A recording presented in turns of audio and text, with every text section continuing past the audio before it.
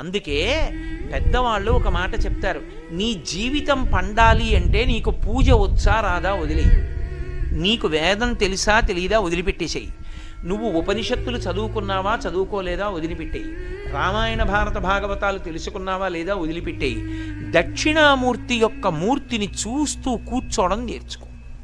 అదొక్కటి నేర్చుకో చాలు, ఏమక్కర్లేదు. ఇంకా దక్షిణామూర్తిని పెట్టుకుని రోజు కాసేపు ఆయన్ని చూస్తే చాలు. మీకు నేను ఇంకా విచిత్రమైన విషయం చెప్పనా, సంటి పిల్లలు కొంచెం కొంచెం పెరిగి పెద్దవాళ్ళు అవుతున్నప్పుడు ఇంట్లో అందమైన దక్షిణామూర్తి విగ్రహం ఉండి, విగ్రహం అంటే ఫోటో కనీసం ఉండి, పిల్లలు కాసేపు దాని వంక చూడడం అలవాటైతే మీరు చూడండి, నేను యథార్థం చెప్తున్న, పెద్దలు నిర్ణయం చేసింది, వాళ్ళు కళ్ళు తిప్పి ఆడుకుంటూ ఆడుకుంటూ పాకడం కూర్చోవడం వచ్చినప్పుడు చూసినప్పుడు వాళ్ళు నిశ్చలంగా కాసేపు ఇలా దక్షిణామూర్తి వంకే చూస్తారు.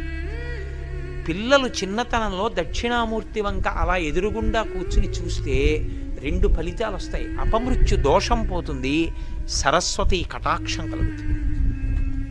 అందుకే అసలు ఇంట దక్షిణామూర్తి ఫోటో లేని ఇల్లు ఉండరాదు. అంత మంగళప్రదమూర్తి ఎవరు అంటే దక్షిణామూర్తియే.